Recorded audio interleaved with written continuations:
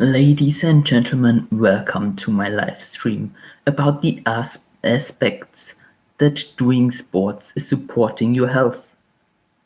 Yep, that's right, doing sports is extremely healthy. But however, we are hearing a lot from the media about marathon runners who collapsed deadly middle in a competition. Why is that the case then? Let us take a deeper look at the benefits and risks that come with doing sports. Doing sports is protecting the human body from heart attacks or problems with the blood circulation, and even reduces the probability of getting a tumor. Sports is even used as a therapy of a tumor disease. Let us start by taking a closer look to the heart of the human body. The human heart is only capable of about 2.5 million beats in a life in average. So it is useful to treat it with care. So is it actually worth it to push your heartbeat above 120 beats per minute by doing sports, at the Tour de France even above 200 beats per minute? A higher heartbeat isn't the only consequence of doing sports. At a higher fitness level, your resting heart rate will sink as well, sometimes even under 50 beats per minute. So I prepared a sample calculation in which I'm going to compare the amount of heartbeats that an athlete of the Tour de France has in a week with the amount of heartbeats that someone who doesn't do any sports has in a week. Let's say the athlete has a higher fitness level than the other person. So let's say the athlete has a resting heart rate of 50 beats per minute, while the other person has a resting heart rate of 60 beats per minute. Let's say the athlete is training on 3 days per week. On each training, he is riding his bike for 1 hour. So by multiplying the amount of days in a week, which is 7, with the amount of hours in a day, which is 24, we know how many hours a week has got. So 7 times 24 is 168. The athlete is training 3 hours every week, so 168 minus 3 is 165. So the athlete has a heartbeat of 50 beats per minute for 165 hours in a week. 165 times 60 is 9,900. So the athlete has a heartbeat of 50 beats per minute for 9,900 minutes in a week. 9,900 times 50 is 495,000. So the athlete has got 495,000 heartbeats at resting every week. Let's say he has a heartbeat of 200 beats per minute during the training. So he has a heartbeat of 200 beats per minute for 3 hours in a week. 3 times 60 is 180. So the athlete has a heartbeat of 200 beats per minute for 180 minutes in a week. 180 times 200 is 36,000.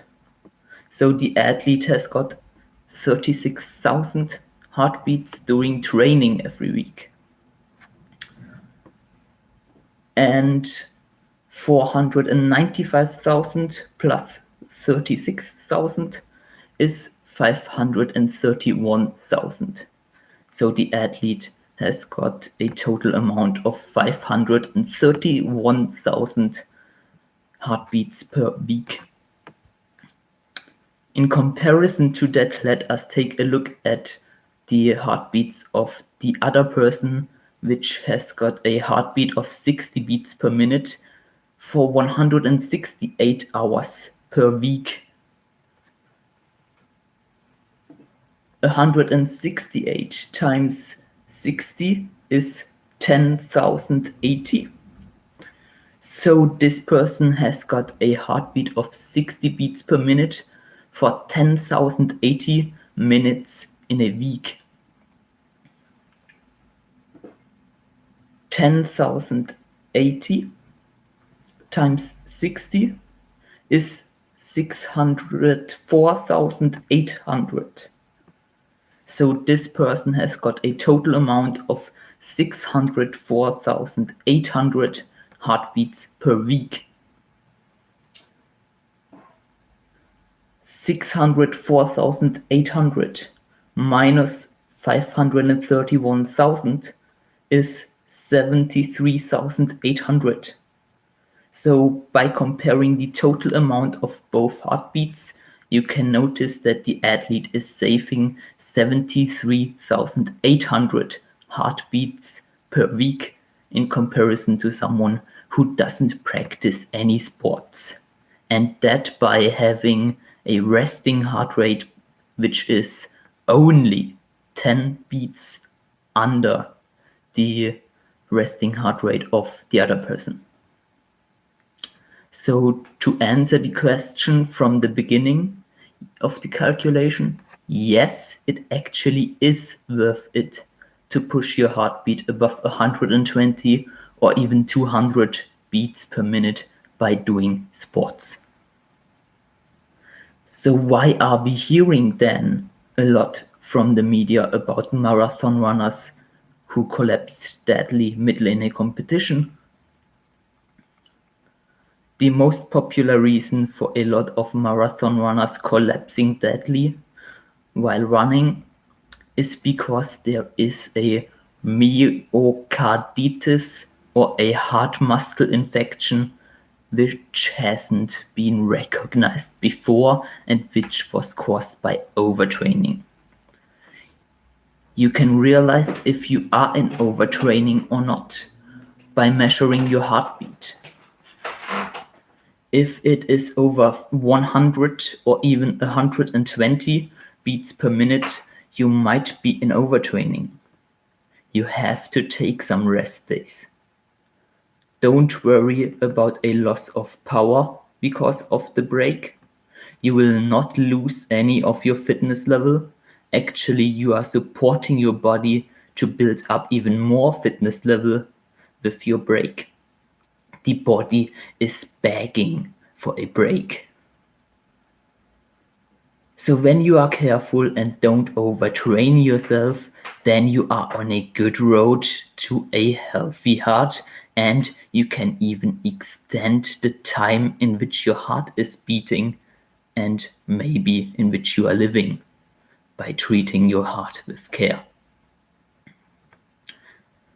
Next up, let us take a look at the back of a human body. Right here you can see the structure of your back. In between every bone there are the intervertebral discs, which are responsible for the absorption of blows. In those intervertebral discs there are no blood vessels, which means that those discs have to find other ways in order to practice metabolism. So they have a special liquid which contains the nutritive substances necessary. The intervertebral discs can absorb and release this liquid by pressure and tension load. Doing sports or moving in general is supporting this pressure and tension movement. So when you are only lying on your couch whole day long, your intervertebral discs can no longer practice metabolism, and that can lead to pain in the back. It leads to a slipped disc. In addition to that, it is important to use your back muscles. Like I told you in the last video, the detraining leads to the reduction of your muscles. Muscles which are not required can wither away and cause a lot of pain. The majority of doctors believe that about 80% of every pain in the back is caused by the muscles. So you have to set the muscles under stress by training them so that the muscles are preparing for a future higher stress level by going into the supercompensation and not wither away. In conclusion, it is not only healthy, but it is essential for a healthy life to practice some sports.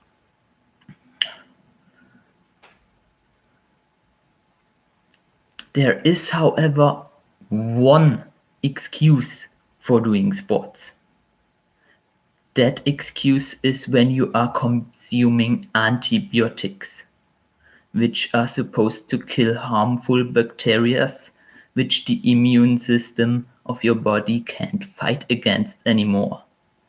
Those antibiotics are killing your body's own bacteria too.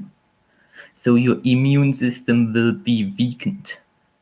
Should you then do some sports, then you are risking a spread of the virus you actually wanted to kill. So, or even worse, you could get a myocarditis. You could go for a walk as long as you don't have to breathe heavy or sweat. But there is no reason for doing a high-intensity workout. With that being said, that's it for today. See you in the next video.